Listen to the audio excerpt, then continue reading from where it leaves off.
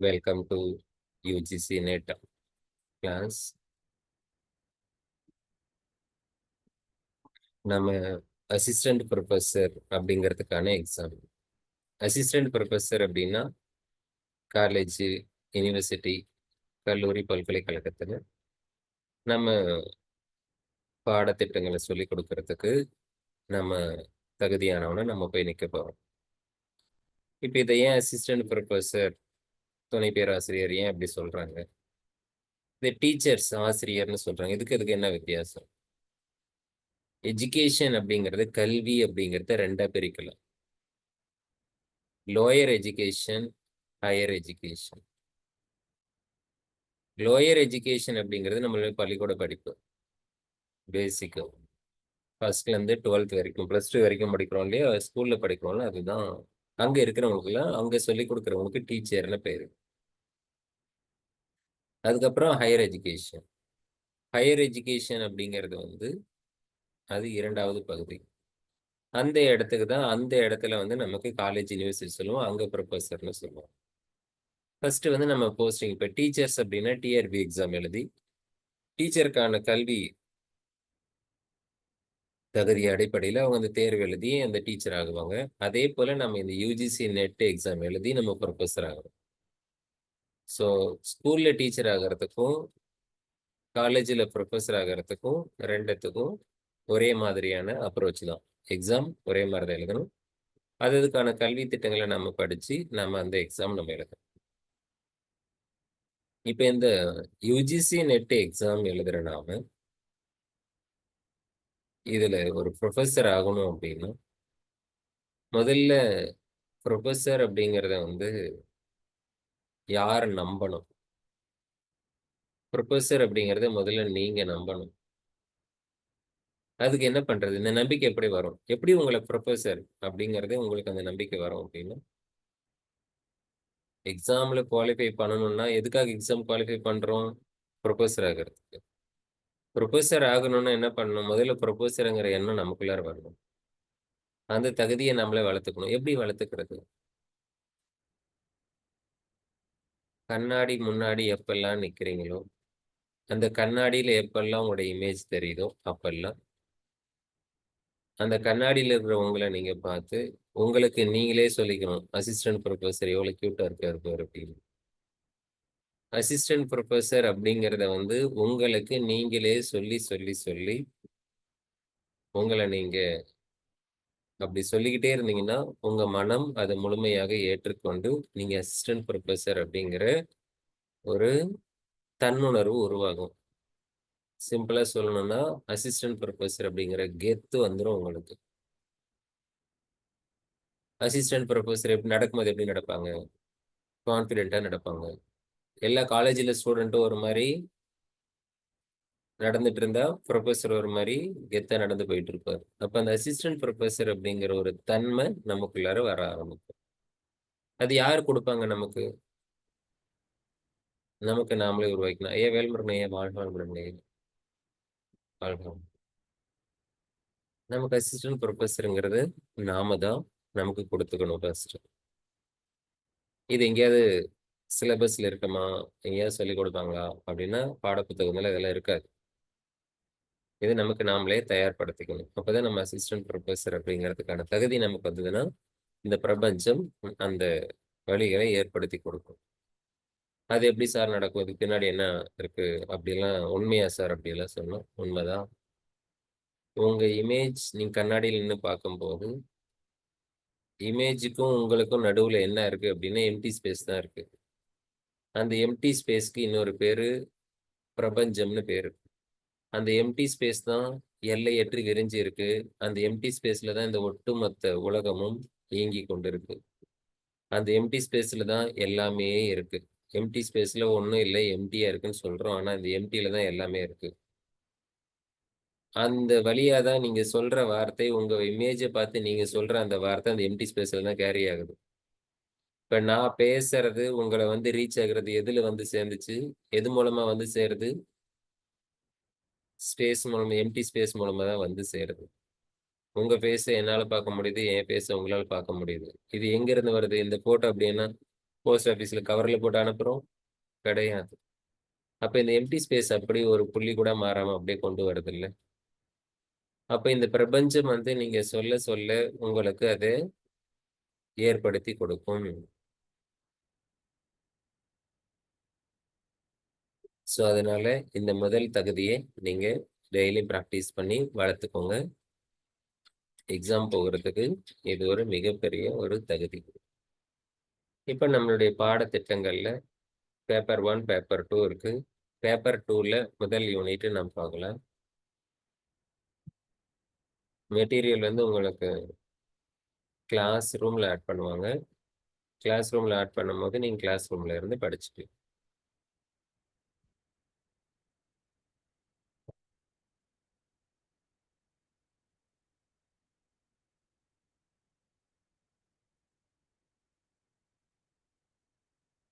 Screen share ஆயிடுச்சுங்களா? Screen ஷேர்ல இருக்கா? தம்ஸ் அப் பண்ணுங்க.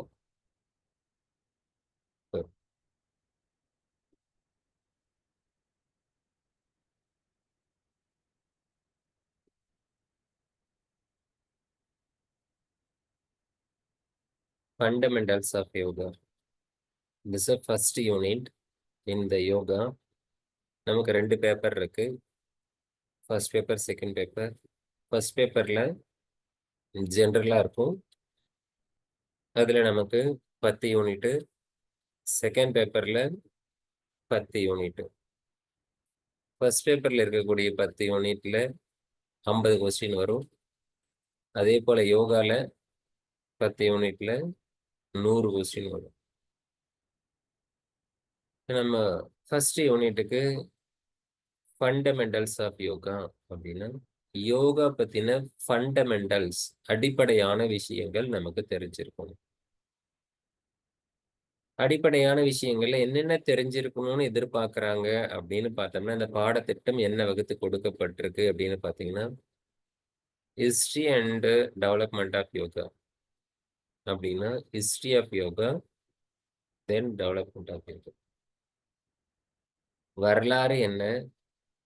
இது எப்படி படிப்படியாக டெவலப் ஆகி எப்படி வளர்ந்து வந்திருக்கு? இது வளர்ந்து வந்த யோகா என்பது வளர்ந்து வந்த முறை எப்படி இருக்கு? இதான் டைட்டில். அதுல என்னென்னலாம் கேட்டிருக்காங்கன்னா, meaning of yoga, definitions of yoga, misconception of yoga, aim of yoga, objectives of yoga. யோகாவோட மீனிங் என்ன? யோகாக்கான வரையறை என்ன? மிஸ்கான்செப்ஷன் என்ன? எய்ம் என்ன? ஆப்ஜெக்ட் என்ன? இந்த முதல் வரியில இருக்கக்கூடிய இது மட்டும் தெரிஞ்சிருச்சுன்னா, யோகால உங்களுக்கு எவ்வளவு நாலேட்ஜ் இருக்கும் அப்படிங்கிறத கொஞ்சம் திங்க் பண்ணி பாருங்க. இமேஜின் பண்ணி பாருங்க. சுப்ரியமா வீடியோ ஆன் பண்ணி போடுங்க. Yes sir. ம். ஸோ இப்போ நமக்கு யோகா பத்தி இதுவரைக்கும் என்ன தெரியும் அப்படின்னா, இப்ப நம்ம என்ன பண்ண போறோம்? இத தெரிஞ்சுட்டு என்ன பண்ண போறோம்? யோகான்னா அதனுடைய மீனிங் தெரியணும். யோகால தான் நம்ம புரொஃபசர் ஆகுறோம். யோகால புரொஃபசர் அப்படின்னா, நம்ம புரொஃபசர் வந்து யோகா பத்தின கிளாஸ் எடுக்க போறோம். அப்ப யோகாக்கான டெஃபனிஷன் வரையறை. அதுக்குன்னு ஒரு லிமிட்டேஷன் இருக்கு. யோகாவோட மொத்த மீனிங் அதுக்குள்ள தான் அடங்கியிருக்கும். ஸோ அது நம்ம தெரிஞ்சுக்க போறோம். யோகா பத்தின தவறான கருத்துக்கள் இந்த உலகத்துல என்ன இருக்கு? ஒட்டுமொத்த கோல் என்ன? எய்ம் தான் என்ன? அந்த யோகாவோட எய்ம் தான் என்ன? அந்த கோல், அந்த எய்ம எப்படி படிப்படியாக அடைய போறோம்? அது ஆப்ஜெக்ட். ஸோ இந்த மாரி யோகா பத்தின பேசிக் ஃபண்டமெண்டல்ஸ் இதுலலாம் உங்களுக்கு வந்து 10% 20% அப்படிலாம் கிடையாது. கட் ஆஃப்லாம் இது கிடையாது. 100% நாலேட்ஜ் உங்களுக்கு கிளியரா அண்டர்ஸ்டாண்டிங் இருக்கும். யோகான்னா என்ன? யோகான்னா எதுக்காக பண்றோம்? அது என்ன அப்படிங்கிறத வந்து இந்த ஃபர்ஸ்ட் குடுத்திருக்கக்கூடியது இந்த ஹிஸ்டரி அண்ட் டெவலப்மென்ட் ஆஃப் யோகால இருக்கக்கூடிய meaning of yoga, definition of yoga, misconception, aim, objective of yoga. இதிலிருந்து எவ்வளவு கொஸ்டின் வரும் அப்படிங்கிறது நமக்கு முக்கியம் இல்ல. இந்த ஒரு பாயிண்ட்ட பொறுத்தவரைக்கும். இத பொறுத்தவரைக்கும் நாலேட்ஜ். இது தெரிஞ்சதுன்னா, நீங்க சுவாமி விவேகானந்தர், பரமஹம்சர், எத்தனையோ யோகிகள, பிலாசபர நீங்க பார்த்திருப்பீங்க. அது மாரி நீங்க ஒரு பிலாசபராக ஒரு திங்கிங் வர ஆரம்பிக்கும் உங்களுக்கு. ஏன்னா, யோகா அப்படிங்கிறது வந்து தத்துவங்கள வந்து முழுசா தெரிஞ்சுக்கிறது. இப்ப இந்த ஃபீல்டு இது மட்டும் தெரிஞ்சிருச்சுன்னா, வேற எதுவுமே நீங்க தெரிஞ்சுக்க தேவையில்ல. வாழ்க்கையில நீங்க தெரிஞ்சுக்கிறதுக்கு, இது மட்டும் புரிஞ்சிருச்சு. எய்ம் ஆஃப் யோகா அப்படிங்கிறது உங்களுக்கு புரிஞ்சிருச்சுன்னா, நீங்க இந்த உலகத்துல அதுக்கு மேல கத்துக்கிறதுக்கு ஒண்ணுமே இல்ல. பட் ஆனா அது எவ்வளவு கடினமானது அப்படின்னு பார்க்கலாம். ஏன்னா இதான் முதல்ல சிலபஸ். இந்த சிலபஸே எக்ஸாமுக்காக தான் பிரிப்பேர் பண்ணாங்க அப்படின்னு சொன்னா, அப்படி வாய்ப்பில்ல. இது வெறும் மனிதர்களால இந்த சிலபஸ உருவாக்க முடியாது. மனிதர்கள் உருவாக்குனா, உலகியல் வார்த்தைக்காக, உலகியல் விஷயத்துக்காக தான் பண்ணியிருக்க முடியும். ஆனா, இதுல வந்து நெறைய குருமார்கள், ரிஷி, முனிவர்களுடைய நெறைய பேரோட பிளெஸ்ஸிங் இதுல இருக்கு. அதனால தான் இந்த சிலபஸ் இப்படி டிசைன் ஆயிருக்கு. இந்த வார்த்தைகள் எல்லாம் இங்க இந்த மாரி அரேஞ்ச் பண்ணியிருக்காங்க. இதனுடைய விளைவு என்ன அப்படிங்கிறது உங்களுக்கு இது படிக்கும்போது உங்களுக்கு புரிய ஆரம்பிக்கும். சரி இந்த yoga, aim of yoga, objective of the yoga இதெல்லாம் எங்க இருந்து நான் படிக்கிறது? எதிலிருந்து கத்துக்கிறது? அப்படின்னா, வேதங்கள்ல இருந்தும், உபனிஷத்துக்கள்ல இருந்தும், பிரஸ்தான திரைன்னு சொல்ற புத்தகங்கள்ல இருந்தும் இதையெல்லாம் நீங்க கத்துக்கலாம். இதெல்லாம் வேதங்கள பத்தி ஒரு அறிமுகம் தான். இன்ட்ரோடக்ஷன் டூ வேதா, உபனிஷத்து, பிரஸ்தான திரையின். இந்த ஒரு 3 புக்க பத்தி இங்க 3 அடிப்படையான 3 புத்தகங்கள நமக்கு அறிமுகப்படுத்துறாங்க. வேதங்கள்னா என்ன? வேதம் எப்படி வந்துச்சு? வேதம்னா என்ன? அத பத்தி நம்ம தெரிஞ்சுக்கணும். இந்த வேதத்தினுடைய கன்க்ளூஷன் பார்ட் அதுதான் உபனிஷத்து. இத தாண்டி 3 புத்தகங்கள் பிரஸ்தான திரை 3 மிகப்பெரிய டெக்ஸ்ட். அது தெரிஞ்சுக்கிறதன் மூலமாக, அந்த 3 புத்தகத்தின் மூலமாக நீங்க உங்களுடைய வாழ்க்கைய கம்ப்ளீட் பண்ணலாம். யோகாங்கிற நிலைய அடையலாம். அதுதான் பிரஸ்தான திரை. 3 புத்தகம் என்னன்னு பார்க்கலாம். கான்செப்ட் ஆஃப் புருஷார்த்த சதுஷ்டயா. புருஷார்த்தம் அப்டின்னா, அர்த்தம்னா மீனிங்கு. புருஷன்னா நாமம். இதுவரைக்கும் எத்தனையோ வார்த்தைகளுக்கு மீனிங் பார்த்திருப்போம். எல்லாத்துக்கும் மீனிங் பார்த்த நாம, நமக்கு நம்ம மீனிங் பார்க்க விட்டுட்டோம். அப்ப புருஷார்த்தம் அப்டின்னா, நமக்கு என்ன மீனிங்? அது 4 பகுதியாக இருக்கு.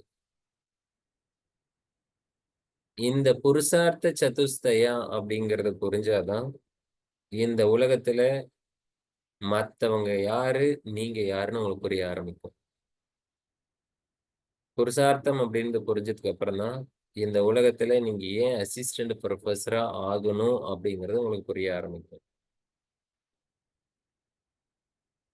இதுவரைக்கும் ஃபண்டமெண்டல்ஸ் வந்து பயங்கர ஸ்ட்ராங் ஆகணும். இதுலலாம் 100% இதுலலாம் வந்து எந்த விதமான காம்ப்ரமைஸும் கிடையாது. ஸ்லோவா கத்துக்கோங்க. இதெல்லாம் எக்ஸாம்க்காக இல்ல. நாம யுஜிசி நெட் எக்ஸாம் ப்ரொஃபஸர்க்காக கிடையாது இது. இந்த பிறவி எடுத்திருக்கோம் பாருங்க, மனித பிறவி. இந்த பிறவிய வாழ்றதுக்கான தகுதி தேர்வு. இங்க இருக்கக்கூடிய இந்த 2 லைன்ல இருக்கக்கூடிய கான்செப்ட் பத்தின அறிவு நமக்கு முழுமையாக இருந்தால், எடுத்த இந்த பிறவி எனும் தேர்வு நீங்க தெளிவாக எழுதிவிடலாம். இந்த தேர்வில் தேர்ச்சி பெற்று விடலாம். இந்த உலகில் வாழ்வதற்கான தகுதியை பெற்று விடலாம். வாழ்க்கை முழுமையாக வாழ்ந்து விடலாம். என்னவா இருக்கும்? படிக்கிறதுக்கு கியூரியாசிட்டியா இருக்கா? இருக்கா இல்லையா? கத்துக்கணுமா வேணாமா? இதுவரைக்கும் உலகத்துல இந்த மாரி ஒரு சிலபஸ் வேற எந்த சப்ஜெக்ட்லயுமே கிடையாது. ஓகே. அடுத்து இதுக்கான supported files. Basic concept of Shaddarshana. இதெல்லாம் எங்கிருந்து எடுக்கிறதுன்னா, சத்தர்ஷன்ல 6 தர்ஷனங்கள் இருக்கு. Epistemology, metaphysics, ethics and liberation with special emphasis on the Sankhya yoga and வேதாந்த தர்ஷனா. 6 தர்ஷனங்கள் இருக்கு. அதுல சாங்கியம், யோகம், வேதாந்தம் அப்படிங்கிற 3 தர்ஷனங்களை பத்தி டீட்டெயிலா படிக்கிறோம். Introduction to epics. எபிக்ஸ் அப்படின்னா இதிகாசம்னு சொல்றோம். அது இந்த உலகத்துல 2 இந்த பாரத பூமியில 2 இதிகாசம் தான் இருக்கு. ஒன்னு ராமாயணம், இன்னொன்னு மகாபாரதம். ராமாயணத்துல இருந்து ஆரண்யக காண்டமும், மகாபாரதத்துல இருந்து சாந்தி பருவமும் நாம படிக்கணும். தென் ஸ்மிருதி, ஸ்மிருதியில யக்ஞவாக்கிய ஸ்மிருதி நாம படிக்கணும். Then brief introduction to yogic contribution of the Maharishi Patanjali and the Guru Gorakshanath tradition. Patanjali மகரிஷியோட ட்ரெடிஷனும் கோரக்ஷநாத்தோட கான்ட்ரிபியூஷனும் இந்த யோகாவுக்கு மிகப்பெரிய வளர்ச்சியை கொடுத்தது. அதை நாம படிக்க போறோம்.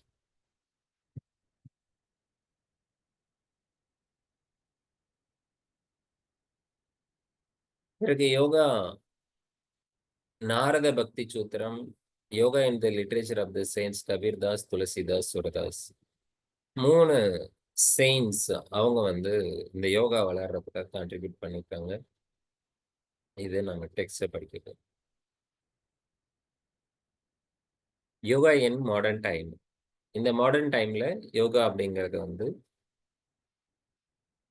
யோகி ட்ரெடிஷன் சுவாமி விவேகானந்த, சுவாமி அரபிந்தோ, மகரிஷி ரமணா, மகரிஷி தயானந்த சரஸ்வதி. மாடர்ன் டைம்ல இருக்கக்கூடிய யாரெல்லாம் நமக்கு நமக்கு ரீசெண்டா தெரிஞ்சு இவங்க யோகா கான்ட்ரிபியூட் பண்ணவங்களை நம்ம படிக்கணும். இதை நம்ம சிம்பிளா யோக பரம்பரா அப்படின்னு சொல்லுவோம். யோக பரம்பரையிலிருந்து கொஸ்டின் வருது அப்படின்னு சொல்லுவோம். யாரெல்லாம் கான்ட்ரிபியூட் பண்ணியிருக்காங்க. யோகா என்ன கான்டெம்பரரி டைம். ஸோ சமகாலத்துல யாரெல்லாம் எப்படி பண்ணாங்க அப்படிங்கிறது ஷியாம் சரண் லகரி, கிருஷ்ணமாச்சாரியா, சுவாமி சிவானந்த சரஸ்வதி, சுவாமி ராமா ஹிமாலயம், மகரிஷி மகேஷ் யோகி, ஸ்ரீ ராம் சர்மா ஆச்சாரியா, அவங்கெல்லாம் இந்த யோகாவில் வளர்றதுக்காக அவங்கள எவ்வளோ கான்ட்ரிபியூட் பண்ணியிருக்காங்க, எப்படி இந்த யோகாவில் அவங்க ப்ரொமோட் பண்ணியிருக்காங்க அப்படிங்கிறதெல்லாம் நம்ம படிக்கணும். இன்ட்ரடக்ஷன் டு ஞான யோகா, பக்தி யோகா, கர்ம யோகா, ராஜயோகா, ஹத யோகா, மந்திர யோகா. இதெல்லாம் யோகாவோட டைப்பு. எதை எடுத்தாலும் அதுல நிறைய வெரைட்டி இருக்கு. அந்த மாதிரி யோகான்னு எடுத்தாலும் அதுக்குள்ளாரே வெரைட்டி இருக்கு. யோகால வெரைட்டி இருக்குமா சார் அப்படின்னா, உண்மையான ரியல் யோகால வெரைட்டியே கிடையாது. அது என்னது? யோகானா யூனியன், இணையிறது. எது எது இணைய போகுது? ஜீவாத்மாவும் பரமாத்மாவும் இணைய போகுது. ஸோ ஜீவாத்மாவும் பரமாத்மாவும் ஒன்னா சேர்றதுன்னா அதுல என்ன வெரைட்டி இருக்க போகுது? அப்ப அதுல வெரைட்டி இல்லை. ஆனா அந்த ஜீவாத்மா பரமாத்மா இணையறதுக்கான டெக்னிக் இருக்கு பாருங்க, அந்த டெக்னிக்ல வேறுபாடு இருக்கு. அது வேறுபாடு இருக்கிறதுனால அது வெவ்வேறான யோக முறைகளாக நம்ம அணுகிறோம். தென் ஜெயினிசம், புத்திசம், இதெல்லாம் நம்ம ஸ்கூல் ஆஃப் யோகா, அவங்கெல்லாம் ஒரு விதமான ஸ்கூலு. அந்த யோகாலாம் நம்ம படிக்க போறோம். ஸோ இதான் ஃபர்ஸ்ட் யூனிட்டுக்கான சிலபஸ்ல நம்ம கொடுத்திருக்கிற பகுதி. ஃபர்ஸ்ட் யூனிட்ல சிலபஸ் பிடிச்சிருக்கா? படிக்கலாமா? நீங்க ஓகே சொன்னா பாடத்துக்குள்ள போலாம். ஐயோ, இப்பதான் பாடத்துக்குள்ளேயே போறோமா? ம், ஆமா, இனிமேதான் பாடத்துக்குள்ளேயே போக போறோம். ஹிஸ்டரி, எஸ்டிடின்னா வரலாறு தானே. ஹிஸ்டரிங்கிறது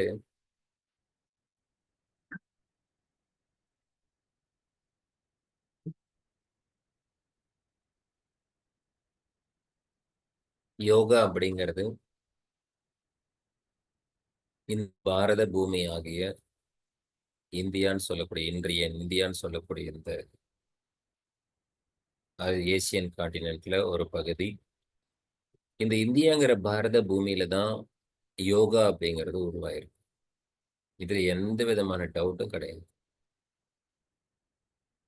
இந்தியால உருவான இந்த யோகா காலகட்டங்கள்ல நம்மளால கிளியர் கட்டா இப்படிதான் இந்த வருஷத்துல இருந்து இப்படிதான் அப்படின்னு எடுத்து சொல்லிட முடியாது. 31 ஆகஸ்ட் மாசம் கடைசி நாள் 31 காலையில யுஜிசி நெட் கிளாஸ் முத வகுப்பு துவங்கப்பட்டது அப்படின்னு இன்னைக்கு நம்மளால சொல்ல முடியும். இதே போல என்னைக்கு ஃபர்ஸ்ட் யோகா வந்து ஆதி சிவா குருநாதர் வந்து என்னைக்கு ஃபர்ஸ்ட் கிளாஸ் எடுத்தார் அப்படிலாம் சொல்ல முடியாது.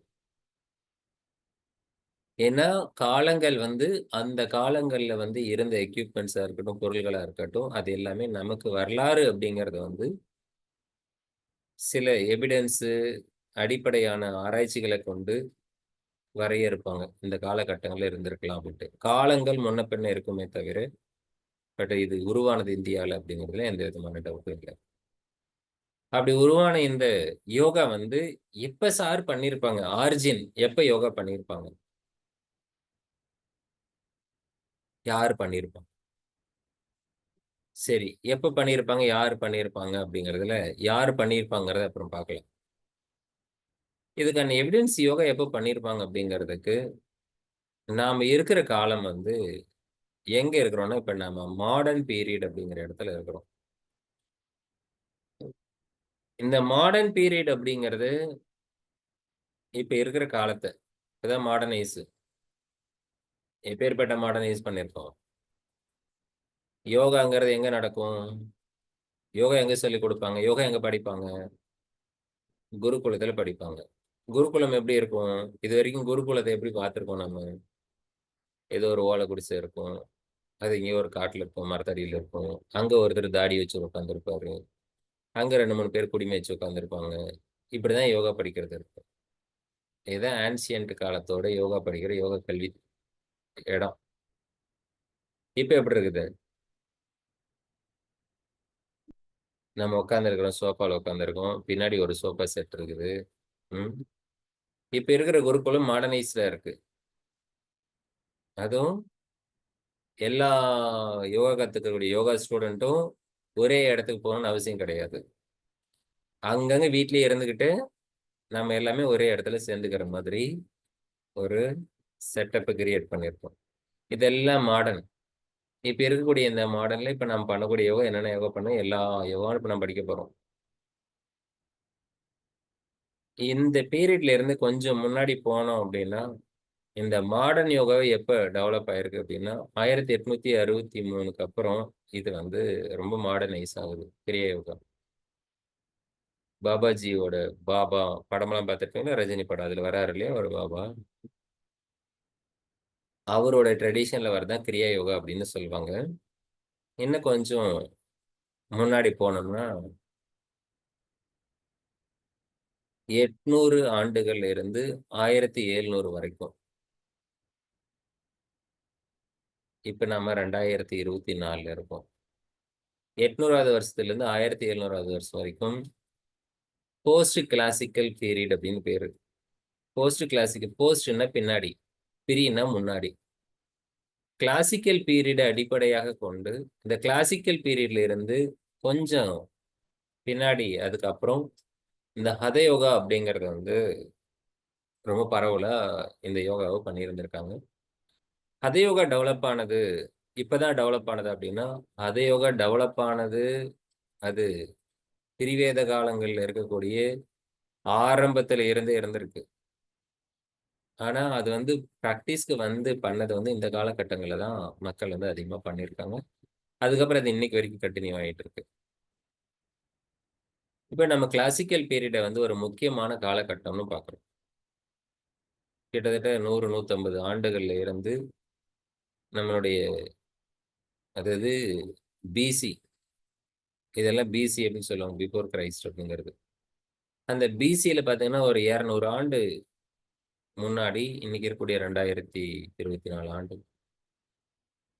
ஒரு 2000, 500 வருஷத்துக்கு முன்னாடி, ஒரு 2000, 2500 வருஷத்துக்கு முன்னாடி யோகாங்கிறது ரொம்ப பரவலா, ரொம்ப வேகமா வளர்ந்திருக்கு.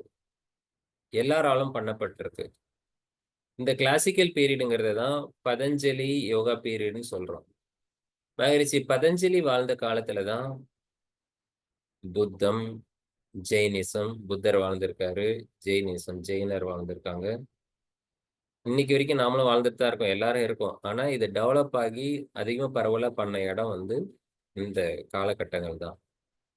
ஜெயினிசம், புத்திசம், நம்ம தமிழ்ல திருவள்ளுவர், திருக்குறள், திருமந்திரம் இந்த மாதிரி சைவ சித்தாந்திகள், இவங்க எல்லாமே வந்து ஒரு காலகட்டங்கள்ல இந்த யோகாவ ரொம்ப பாப்புலரா பண்ணியிருக்காங்க. இந்த காலகட்டங்கள்ல தான் யோகா வந்து ரொம்ப டெவலப் ஆனதுனால, இந்த பீரியட தான் நம்ம கிளாசிக்கல் பீரியட்ன்னு சொல்றோம். இந்த கிளாசிக்கல் பீரியட மையமாக வச்சுக்கிட்டு தான் முன்னாடியும், பின்னாடியும் எடுக்கிறோம். அதுதான் முன்னாடி ப்ரீ கிளாசிக்கல் பீரியட்ன்னு, பின்னாடி போஸ்ட் கிளாசிக்கல் பீரியட்ன்னு எடுக்கிறோம். இந்த கிளாசிக்கல் பீரியட் வந்ததுக்கு அப்புறம் தான், யோகா வந்து ஒரு கன்க்ளூஷனுக்கு வருது. ஈஸியா புரிஞ்சுக்கூடிய அளவுக்கு கைக்கு வந்து சிக்குது. கைக்கு அடக்கமா இருக்கு. அது எப்படி அப்டின்னா, அப்ப அதுக்கு முன்னாடி இருக்கிறத பார்த்தா தெரியும். ப்ரீ கிளாசிக்கல் பீரியட்ல உபனிஷத்து, பகவத்கீதா இந்த மாதிரி மகாபாரதத்திலிருந்து எடுத்த பகவத்கீதை, வேதங்கள சாரமா கொண்ட உபனிஷத்து இதெல்லாம் பாப்புலரா இருந்திருக்கு. உபனிஷத்துகள எடுத்தா 100, 108 உபனிஷத்துக்கள், 100 உபனிஷத்துக்கள் மேல இருக்கு. யோகா பத்தி படிக்கணும்னா நெறைய படிக்கணும். ஈவன் பகவத்கீதைய படிக்கணும்னா 700 ஸ்லோகம் படிக்கணும். 700 ஸ்லோகத்த படிச்சு ஒரு கன்க்ளூஷனுக்கு வர்றது வந்து கடினமா இருக்கு. இப்ப இதெல்லாம் ஷார்ட் அவுட் பண்ணி, ரொம்ப ஷார்ட் ஃபார்ம்ல 4 பாதங்கள பிரிச்சு 195 சூத்திரங்கள்ல மகரிஷி பதஞ்சலி இத வந்து காயின் பண்ணி ரொம்ப எளிமையா கொடுத்ததுனால, எல்லாராலும் மிக ஈஸியா புரிஞ்சுக்க முடிஞ்சது. இந்த காலகட்டங்கள தான் கிளாசிக்கல் பீரியட்ன்னு சொல்றோம். யோகாவ ஈஸியா புரிஞ்சுக்க முடியும். இந்த கிளாசிக்கல் பீரியட்ல பதஞ்சலி யோக சூத்திரங்கள்ல சொன்னதுனால, இத வந்து ஃபாதர் ஆஃப் யோகா அப்படின்னு சொல்றோம். இவர் தான் யோகாவின் தந்தையாக அழைக்கப்படுகிறார். இந்த டைம்ல தான் இந்த யோகாவை எப்படி பண்ணணும் அப்படிங்கிறது வந்து பிராக்டிகலா, எதார்த்தமா, சர்வசாதாரணமா, பிராக்டிகல் முறையில சொல்லிக் கொடுத்தவரு புத்தர், கௌதம புத்தர். இந்த காலகட்டங்கள்ல யோகா வந்து ரொம்ப பாப்புலரா வளர்ந்த இடங்கள் இத மைண்ட்ல வச்சுக்கோங்க.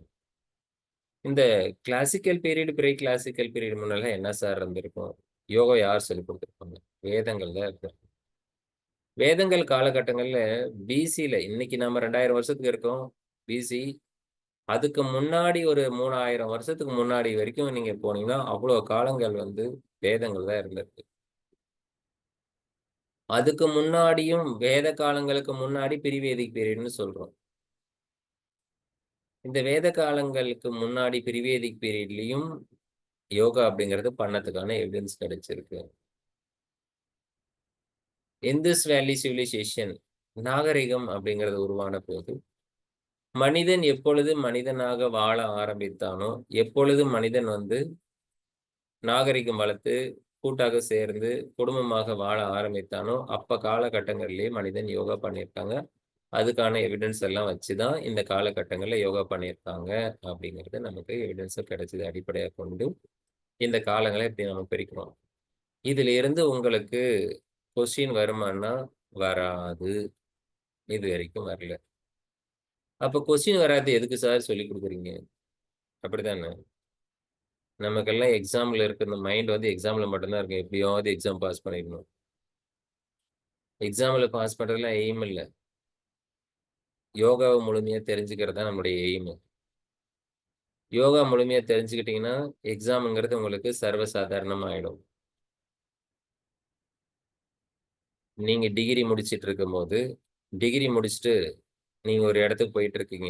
அங்க எல்கேஜி, யுகேஜி குழந்தைங்கலாம் உட்காந்துட்டு ஒரு சிலபஸ வச்சுட்டு, ஐயோ! இவ்ளோ பெரிய சிலபஸ நான் எப்படி படிப்பேன்? எப்படி ஆல்ஃபாபெட் ஏபிசிடி ஏலருந்து ஜெட் வரைக்கும் நானே எழுதணும். எப்படி எழுதுவேன்? அப்படின்னு ஒரு குழந்தை புலம்பிட்டு இருக்குன்னு வச்சுக்கோங்களேன்.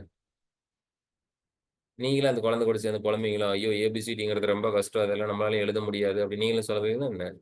நீங்க என்ன சொல்லுவீங்க? தங்கம் எவ்வளோ தானடா? வாடா நான் சொல்லிக் குடுக்குறேன் உனக்கு.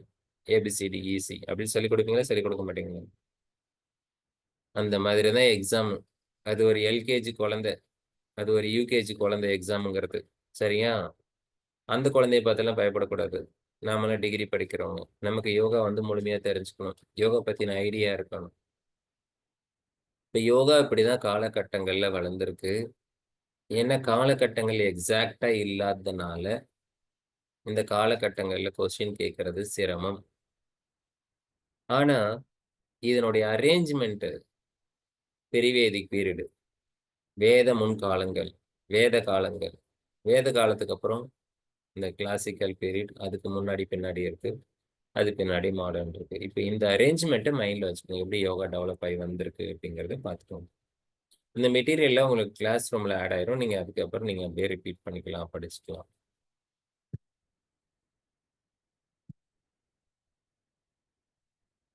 சரிங்களா?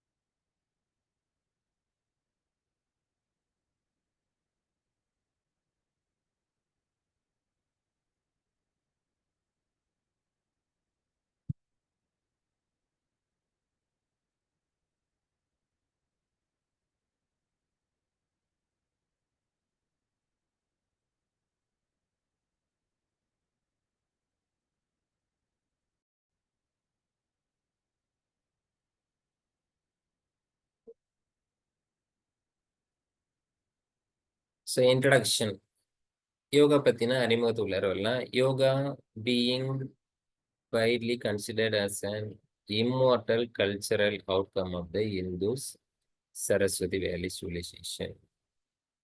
இது இதுதான் ஃபர்ஸ்ட் நாம யோகா வந்து இந்த காலகட்டங்களில் தான் பார்க்குறோம். ஸோ 2700 வருஷங்களுக்கு முன்னாடி இந்த யோகா அப்படிங்கிறது வந்து பாப்புலரா இருந்திருக்கு. அப்பதான் இது விரிவாக்கம் பண்ணப்பட்டிருக்கு. எதுக்கு அப்படின்னா, 2 விதமான ஆஸ்பெக்ட்ல பார்த்திருக்காங்க.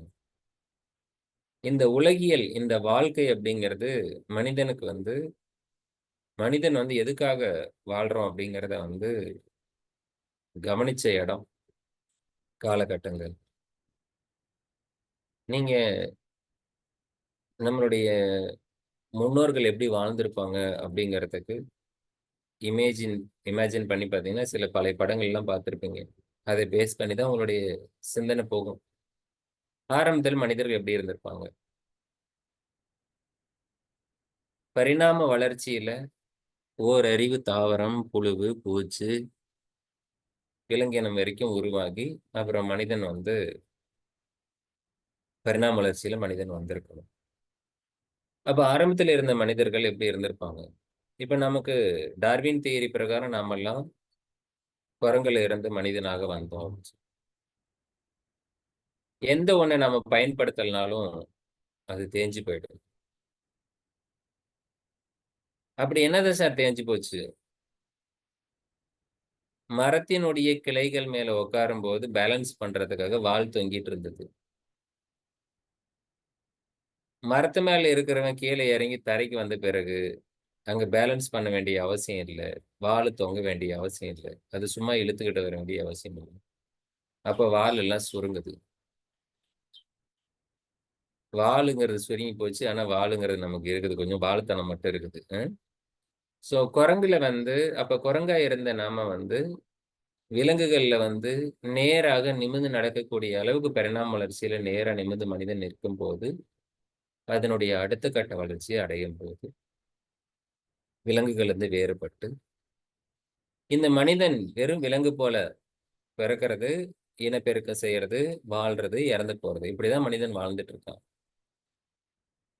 எப்போ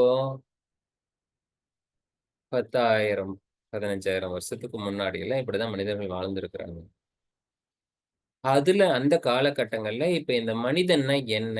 ஏன் நாம வாழ்றோம்? எதுக்காக வாழ்றோம்? அப்படிங்கிறது இறந்து போறோம் எப்படி பிறக்கிறோம்? எப்படி இறக்கிறோம்? அப்படிங்கிறதெல்லாம் ஒருத்தர் சிந்தனை பண்ணியிருக்காரு.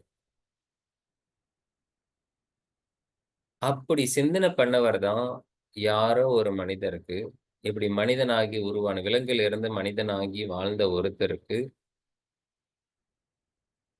நாம இறந்து போக வேண்டிய அவசியம் இல்ல. இறக்கிறது கிடையாது. இறவா நிலைன்னு ஒண்ணு இருக்கு. அந்த நிலைய ஒருத்தர் கண்டுபிடிச்சாரு. அப்படி என்னதான் சார் அதுல கண்டுபிடிச்சிருப்பார் அப்படின்னா, இறப்பு என்பது நிகழ்ந்த பிறகும் நாம இருப்போம் அப்படிங்கிறது அவருக்கு தெரிஞ்சிருக்கு. அதுக்கு பேரு தான் இம்மார்ட்டல்ன்னு பேரு. மார்ட்டாலிட்டின்னா டெத்து. இம்மார்ட்டல் அப்படின்னா இறவா நிலை. அப்படின்னா, சார் இந்த யோகா நம்மலாம் யுஜிசி நெட் படிச்சதுக்கப்புறம் நமக்கெல்லாம் சாவே இல்லையா சார்? நாமலாம் சாவவே மாட்டோமா சார்? நமக்கெல்லாம் டெத்தே கிடையாதா சார்? டெத்தே கிடையாது. சாக மாட்டோம். எப்படி சார் நம்புறது? உயிரோட இருப்பீங்கல்ல, அப்ப நம்பி தானே ஆகணும். ம். அதுக்கு யாராவது ப்ரூவ் பண்ணணுமா என்ன? அதுக்கு தான் எவிடன்ஸ் நாமளே இருக்கோமே. எப்படி இருக்க போறோம் அப்படிங்கிறத டீட்டெயிலா போக போக புரிஞ்சிரும். இந்த இம்மார்ட்டல் அப்படிங்கிற ஒரு விஷயத்த வந்து இதுல நமக்கு எவிடன்ஸா கிடைச்ச இடம். மனிதன் மனிதனாக சாதாரணமா வாழும்போது, இப்ப எல்லா உயிரினங்களும் எப்படி வாழுது? சிம்பிளா திங்க் பண்ணுங்க. ரொம்ப ஸ்பிரிச்சுவல் சப்ஜெக்ட்லாம் விட்டுருங்க. ஒரு ஆடு, மாடு, கோழி அதெல்லாம் எப்படி வாழுது? ஒரு ஆடு அல்லது ஒரு மாடு அதனுடைய கன்றை எப்படி ஈன்று எடுத்து அதை பாலூட்டி எப்படி வளர்க்கிறது? எங்க போயி கைனகாலஜி, டிஜிஓலாம் படிச்சுட்டு வந்து, அந்த மாடு டெலிவரி பார்த்து, எங்க போய் பீடியாட்ரிக் கேர்லாம் கத்துட்டு வந்து, அந்த மாட்டு கன்னுக்கு வந்து பால் ஊட்டி வளர்க்குது? யார் சொல்லிக் குடுத்தாங்க? பை நேச்சர் அதுக்குள்ளார சிந்தனையில, அதுக்குள்ளார அந்த அறிவு உருவாகுது.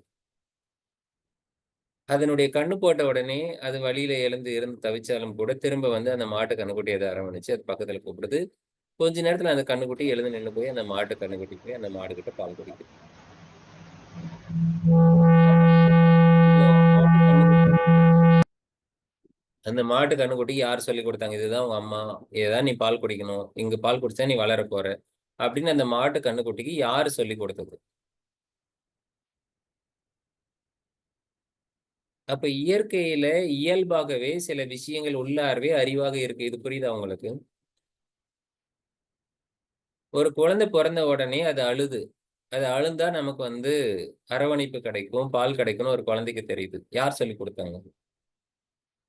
அப்போ ஒரு குழந்தைக்கு இன்டியூஷனலாவே உள்ளாரையே ஒரு சில விஷயங்கள் ஏற்படுது அப்படிங்கிறது புரியுதா? எல்லா உயிரினத்துக்கும் வாழ்க்கையினுடைய இயல்பு தனக்குள்ளாரயே பதிவாக இருக்கு. அப்போ ஒவ்வொரு விலங்குக்கும் அப்படி இருந்தபோது, மனிதனுக்கும் இருந்தபோது, இறப்பு அப்படிங்கிறது இறந்து போன பிறகும் நாம் இறப்பதில்லை அப்படிங்கிறதுக்காக ஒரு தத்துவம் ஒருத்தருக்குள்ளார உதயமாயிருக்கு. தானா தனக்குள்ளார வந்தத அவர் ஆராய்ச்சி பண்றாரு. என்ன நடக்குது? ஏன் பிறக்கிறோம்? ஏன் இறந்து போறோம்? எல்லாரும் பொறக்குறாங்க, இறந்து போறாங்க. இங்க என்னதான் நடக்குது? அப்படின்னு ஒருத்தர் சிந்தனை பண்ணா, ஒரு சிந்தனையில உருவாக, அவரு சில டெக்னிக் வந்து அவருக்கு தனக்குள்ளார இருந்தே உருவாயிருக்கு. இன்டியூஷனலா வந்திருக்கு. எப்படி இயல்பா வாழ்றதுக்கு நமக்கான வழிமுறைகள் எல்லாமே இயல்பா நமக்கு இருக்கோ, அதே போல யோகாவும் அவருக்குள்ள வந்திருக்கு. அந்த யோகா பிராக்டிஸ வந்து அவரு பண்ண ஆரம்பிக்கிறாரு. யோகாங்கிறது இன்னைக்கு வரைக்கும் யாராவது ஒருத்தர் சொல்லிக் குடுத்தா தான் அடுத்தவருக்கு உண்டு. ஆனா, அப்படி யாரும் சொல்லிக் குடுக்காதயே ஒருத்தருக்கு மொத கிடைச்சது. தனக்குள்ள உருவானது. அப்ப அந்த யோகாவ வந்து அவரு பிராக்டிஸா பண்றாரு. யோகா பிராக்டிஸ் பண்றவங்களுக்கு யோகி அப்படின்னு பேரு. அப்ப யோகா பண்றவங்களுக்கு யோகின்னு பேரு. அந்த யோகாவ சொல்லிக் குடுக்குறவங்களுக்கு யோகா குருன்னு பேரு. அப்ப இந்த முதல்ல இருந்த ஒருத்தருக்கு யாருமே சொல்லிக் குடுக்கல. அவருக்கு இன்டியூஷனலாவே தானாவே வந்ததுனால, அவர் அந்த பிராக்டிஸ பண்றாரு. அவருக்கு ஆதி யோகின்னு பேரு. ஏன்னா முதல்ல யோகி இருந்தவர். அவருக்கு ஒரு பேரும் வச்சிருக்காங்க. சிவயோகி, சிவயோகின்னு ஒரு முனிவர். இவருக்குள்ளார தனக்குள்ளாரையே இந்த யோகா பிராக்டிஸ் எல்லாம் நீங்க எப்படி இப்ப கம்ப்யூட்டர்ல உட்காந்து படிக்கிறீங்களோ, அது போல தனக்குள்ளாரையே இந்த மாரி ஐடியா எல்லாம் உருவாயிருக்கு. அத வச்சு அவரு யோகா பிராக்டிஸ பண்ணியிருக்காரு. அதன் பிறகு அந்த சிவயோகி அடுத்து அடுத்து வரக்கூடிய சிஷ்யர்களுக்கு சொல்லிக் குடுத்திருக்காரு. இப்படியெல்லாம் இருக்கு வாழ்க்கை அப்படிங்கிறது. இவ்ளோ மாடர்னைஸ் ஆகி 2024வது வருஷத்துல இருக்கக்கூடிய நீங்க, இதெல்லாம் நம்புறதா, நம்பக்கூடாதா அப்படின்னு கன்ஃப்யூஸ் ஆகுற மாதிரி, அந்த காலகட்டத்தில இருந்திருக்குமா? இருந்திருக்காதா? அவரு சொல்றத எத்தன பேர் நம்புறதுக்கு வந்திருப்பாங்க? அப்படி அவங்க சொல்லிக் குடுத்ததெல்லாம் கேட்டு நம்பி, அதுக்கப்புறம் அடுத்தவங்களுக்கு சொல்லிக் குடுத்திருப்பாங்க. இப்படி இந்த காலகட்டத்தில அவங்க சொல்லிக் குடுத்த காலகட்டங்கள்ல, முதல்ல யோகா பிராக்டிஸ் பண்ண அந்த சிவயோகி தான் ஆதி யோகி. அந்த சிவயோகி தான் ஃபர்ஸ்ட் குருவாக அவரு தான் மத்தவங்களுக்கு சொல்லிக் குடுத்திருக்க முடியும். அவரு தான் ஃபர்ஸ்ட் குரு. அதனால அவருக்கு ஆதி குரு. ஆதி யோகி, ஆதி சிவன் அப்படிங்கிறதெல்லாம் இந்த ஃபர்ஸ்ட் யோகியான சிவனுக்கு தான் இதெல்லாம் கொடுக்கப்படுது. சிவன்னு சொன்ன உடனே, நீங்க எல்லாம் சிவாஜி கணேசன் சினிமால வர சிவன தான் நீங்கலாம் இமேஜின் பண்ண முடியும். நமக்கு அதான் தெரியும். ஆனா அந்த சிவயோகி அப்படிங்கிறவரு எப்படி இருந்தார் அப்படின்னு நமக்கெல்லாம் தெரியாது. அவரு எங்க இப்ப நாம சிவாஜி இருக்கிற மாரி, சிவாஜிக்கு மேக்கப்லாம் போட்டு, அவரு சிவனுங்கிற வடிவத்துல கொண்டையெல்லாம் வச்சு, அவருக்கு பாம்பெல்லாம் கழுத்துல சுத்தி விட்டு, அது பொம்மை பாம்பெல்லாம் வச்சு, எல்லாம் பண்ணி குடுத்துருப்பாங்க. அந்த காலத்துல அப்படியா இருந்திருப்பாரு? அவருக்கு தல சீவுறதுக்குள்ள சீப்பு கூட கிடையாது. இல்ல? அப்பேற்பட்ட காலகட்டங்கள்ல அவரு வாழ்ந்திருப்பாரு. அதெல்லாம் நமக்கு தெரியாது. மாடர்னைஸ்ல எப்படி இன்னைக்கு இருக்கிறோமோ, அது மாரி ஆன்சியன்ட் காலத்துல, ஆதி காலத்துல மனிதர்கள் எப்படி இருந்தாங்கன்னு தெரியாது. ஆனா அப்படி இருந்த காலங்கள்ல இருந்த ஒரு மனிதனுக்கு வந்த யோகா தான் தன்னுணர்வா தனக்குள்ள வந்தது தான் இன்னைக்கு வரைக்கும் நம்ம படிச்சுட்டு இருக்கோம். மாடிஃபை பண்ணி. அப்படிதான் யோகாங்கிறது டெவலப் ஆயி வந்திருக்குது. இதுதான் இந்த இடத்த தான் நம்ம சரஸ்வதி வேலி சிவிலைசேஷன், இந்த நாகரிகம் வேலி சிவிலைசேஷன் அப்படிங்கிறது வந்து இந்த ஆத்தங்கரை ஓரத்துல நீர் வந்து மனிதன் வாழ்றதுக்கு வந்து நீர்நிலை இருக்கிற இடத்துல தான் அவங்க மனிதன் வந்து கூட்டாக சேர்ந்து வாழ ஆரம்பிச்சாங்க. இததான் நம்ம சிவிலைசேஷன்னு சொல்லுவாங்க. இந்த இடத்துல தான் மனிதர்கள் வந்து சேர்ந்து வாழ்ந்தாங்க. இந்த இடங்கள்ல தான் நமக்கான இந்த எவிடன்ஸ் எல்லாம் கிடைக்குது. The basic human values, the practice of yoga is believed to have started with the very dawn of civilization. So, அந்த civilization ஏரியால பண்ணியிருக்காங்க. The science of yoga has its origin thousands of the years ago. பல ஆயிரங்கள் ஆண்டுகளுக்கு முன்னாடி இந்த யோகா அப்படிங்கிற ஒரு சயின்ஸ். யோகாவை ஏன் சயின்ஸ்ன்னு சொல்றாங்கன்னா, இது ஆர்ட்ஸ் அண்ட் சயின்ஸ். என்ன வித்தியாசம் ஆர்ட்ஸ் அண்ட் சயின்ஸ் அப்படின்னா? இப்ப நீங்க ஆர்ட்ஸ் காலேஜ்ல ஒர்க்குக்கு போவீங்களா? சயன்ஸ் காலேஜ்ல வேலைக்கு போவீங்களா? காலேஜ்ல அப்படித்தானே பிரிச்சு வச்சிருக்காங்க. 12த் படிக்கும்போது ஆர்ட்ஸ் குரூப், சயன்ஸ் குரூப் பிரிச்சு தானே படிச்சிருப்போம். ஆர்ட்ஸ்ன்னா என்ன? சயன்ஸ்ன்னா என்ன? ஸோ ஆர்ட்ஸ்ங்கிறது கலை. எல்லாருக்கும் வராது. ஒவ்வொரு இண்டிவிஜுவல் பெர்சனுக்கும் ஒவ்வொரு விதமான திறமை இருக்கும். அந்த அவுட்புட் வந்து ஒரே மாதிரி இருக்கணும்னு அவசியம் கிடையாது. நீங்க எல்லாரும் ஒரு சிலை வடிக்க ஆரம்பிச்சீங்கன்னா, இல்ல ஒரு டிராயிங் வரைய ஆரம்பிச்சா, எல்லாரோட டிராயிங்கும் ஒரே மாதிரி வரணும்னு அவசியம் கிடையாது. வெவ்வேறாகத்தான் வரும். ஒவ்வொருத்தருக்கும் வரக்கூடிய அந்த ரிசல்ட் அவுட்புட் மாறி இருந்தா அதுக்கு பேரு ஆர்ட்ஸ். அதை கலைன்னு சொல்லிடுவோம்.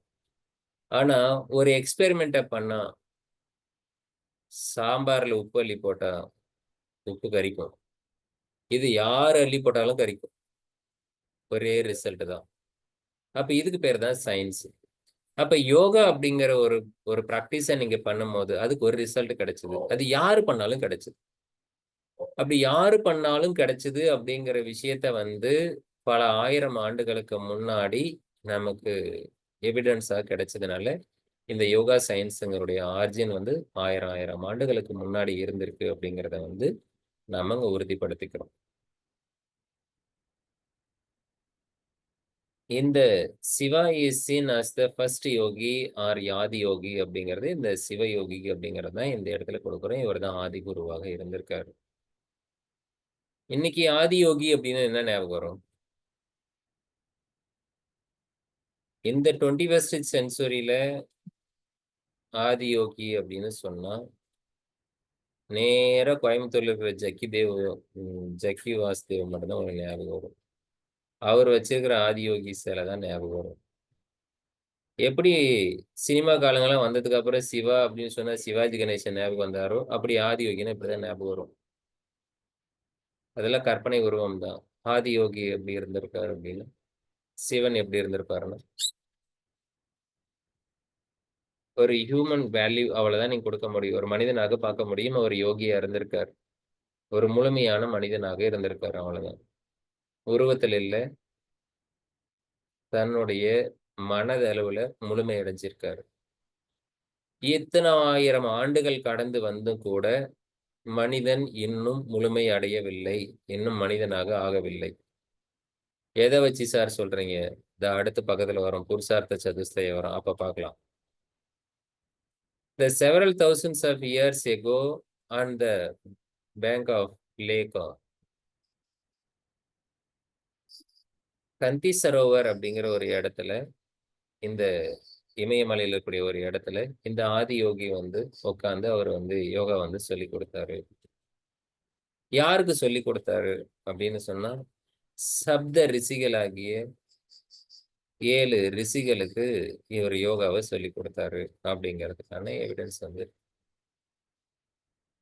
இதன் பிறகு இதை ஒவ்வொரு கான்டினென்ட் உலக கண்டங்களுக்கும் இந்த யோகாங்கிறது இந்த ரிஷிகள் இதை எடுத்துக்கிட்டு இந்த yoga science, yogic science, powerful yoga சயின்ஸை எடுத்துக்கிட்டு உலகத்தினுடைய பல்வேறு பகுதிகளுக்கு இவங்க ஸ்ப்ரெட் ஆகி அங்கெல்லாம் இந்த யோகாவை உலகம் முழுவதும் சொல்லிக் கொடுக்க ட்ரை பண்ணியிருக்காங்க. உலகம் முழுவதும் யோகா கொண்டு போய் சேர்த்துறதுக்கு சப்த ரிஷிகள் மட்டும் இல்ல, 1000 ஆண்டுகளுக்கு முன்னாடி மட்டும் இல்ல, 10,000 ஆண்டுகளுக்கு முன்னாடி 7 சப்த ரிஷிகள் இந்த உலகத்துக்கு எடுத்துன்னு போயிட்டு அவங்க ட்ரை பண்ணாங்க அப்படிங்கிறது வரலாறு. அப்ப மட்டும் இல்ல, இப்ப வரைக்கும் 2014ஆம் ஆண்டு இன்னைக்கு இருக்கக்கூடிய மாண்புமிகு பிரைம் மினிஸ்டர் பாரத பிரதமர் மோடி அவர்களால அதே உலகம் முழுவதும் இந்த உலக நாடுகள் தலைவர்கள்லாம் இருக்கக்கூடிய ஐக்கிய நாடுகள் சபையில யோகாவை பத்தின அறிமுகத்தை கொடுத்து யோகா தினம் அப்படிங்கிறத ஒண்ணு நம்ம செலிப்ரேட் பண்ணணும்னு சொல்லி ஒரு பையில புட்டப் பண்ணி உலக நாடுகள்லாம் அதை ஏத்துக்கிட்டு 2014 அப்ரூவல் ஆனது. அப்புறம் தான் இப்ப நாம சொல்ற சர்வதேச யோகா தினம்ங்கிற இன்டர்நேஷனல் டே ஆஃப் யோகா அப்படிங்கறத ஜூன் மாசம் 21 நம்ம செலிப்ரேட் பண்ணிட்டு வரோம். அன்னைக்கும் யோகாவை எடுத்துட்டு போயிருக்காங்க உலகம் முழுவதும், இன்னைக்கும் எடுத்துட்டு போயிருக்காங்க. ரெண்டுத்துக்கும் என்ன வித்தியாசம்? அன்னைக்கெல்லாம் எடுத்துட்டு போறதுக்கு ரிஷிகள் தேவைப்பட்டது. இன்னைக்கு எடுத்துட்டு போறதுக்கு, இன்னைக்கு உலகம் முழுவதும் யோகா எடுத்துட்டு போறதுக்கு என்ன வேணும்? அதே ரிஷிகள் தான் வேணும். அந்த சப்த ரிஷிகளுக்கும் இப்ப இருக்கிற சப்த ரிஷிகளுக்கு என்ன வித்தியாசம் தெரியுமா? அப்பெல்லாம் ரிஷிகள் இங்க இருந்து அங்க போயிட்டு தான் அந்த நாட்டுல தான் சொல்லிக் கொடுக்கணும். ஆனா இப்ப இருக்கக்கூடிய ரிஷிகள் யார் தெரியுமா? அது நீங்க தான். யோகாவை கத்துக்கிட்டு உலகம் முழுவதும் இருக்கக்கூடிய மக்களுக்கு இந்த பாரத பூமியில உருவாகின இந்த யோகாவை இங்க இருந்தே நீங்க உலகத்துல யாருக்கு வேணா சொல்லிக் கொடுக்கலாம். அன்னைக்கு இருந்து இன்னைக்கு வரைக்கும் யோகா ஒரே மாதிரிதான் டெவலப் ஆயிருக்கு. ஒரே மாதிரிதான் ஸ்ப்ரெட் ஆயிட்டு இருக்கு. ஒரே ஆஸ்பெக்ட்ல தான் போயிட்டு இருக்கு இந்த சயின்ஸ். சிம்பிளா புரியுதா? அன்னைக்கு இன்னைக்கும்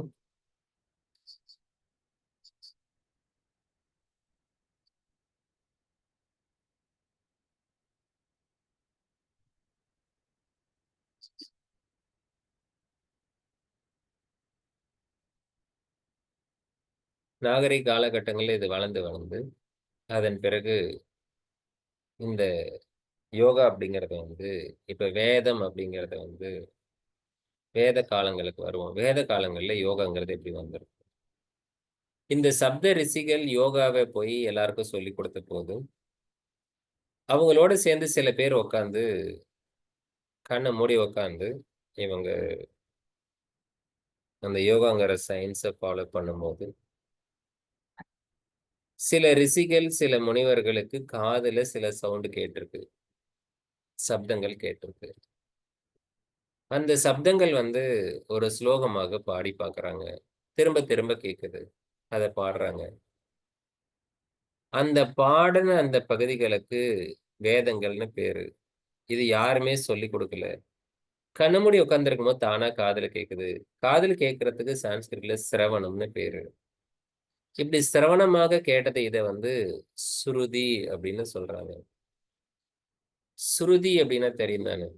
பாடல்லாம் பாடும்போது மியூசிக்ல தான் அதெல்லாம் கேள்விப்பட்டிருப்போம். ஸ்ருதி அப்படிங்கிறது வந்து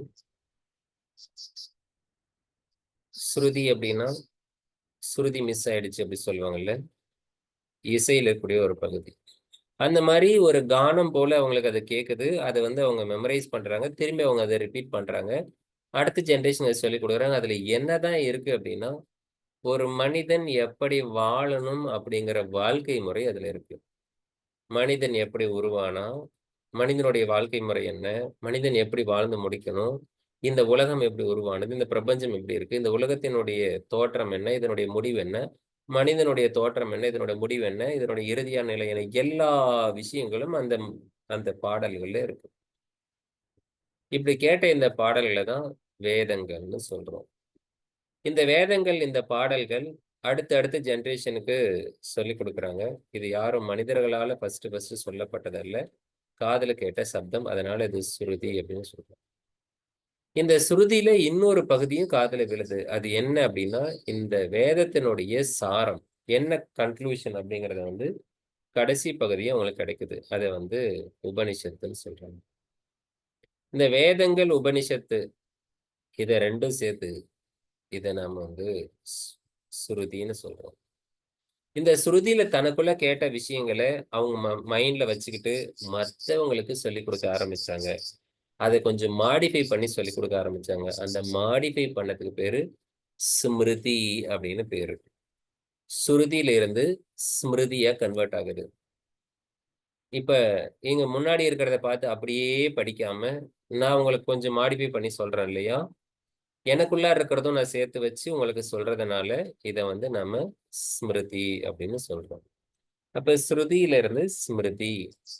இப்ப இந்த இதுல இருந்து அதுக்கப்புறம் உங்களுக்கு டீச்சிங் வந்து டெவலப் ஆகி வருது. புத்திசம், ஜெயினிசம், பாணினி இவரெல்லாம் வந்து இலக்கணத்துக்கான வித்திட்டவர். தென் அந்த கதைகள வந்து அப்படியே நமக்கு கதை வடிவத்துல கொடுத்த எபிக்ஸ், இதிகாசம், ராமாயணம், மகாபாரதம். அத இன்னும் ரொம்ப எளிமையாக புரியிற வகையில கேரக்டர் எல்லாம் வச்சு கொடுத்தது புராணம். 18 புராணங்கள். இந்த மாரி யோகாங்கிறது வந்து சொல்லிக் கொடுக்கப்பட்ட விதம் வந்து நமக்கு டீச் பண்ண விதம் வந்து இந்த மாரி டெவலப் ஆகி வேதங்கள், உபனிஷத்து, அதுக்கப்புறம் நெறைய ஸ்மிருதி, யக்ஞ ஸ்மிருதின்னு நெறைய ஸ்மிருதி இருக்கு. அதன் பிறகு ஜெயினிசம், புத்திசம் இந்த மாரி வந்து நமக்கு புராண காலங்கள் வரைக்கும் வந்து, இன்னைக்கு புராண காலங்கள டெவலப் பண்ணி, புராணத்துல வந்த பகுதிகள வந்து நம்ம இன்னைக்கு சிலை வழிபாடுகளாகவும், கேரக்டர் எல்லாம் குடுத்து, இன்னைக்கு நாம இந்த யோகாவ புரிஞ்சுக்கிறதுக்காக முயற்சி பண்ணிட்டு இருக்கோம்.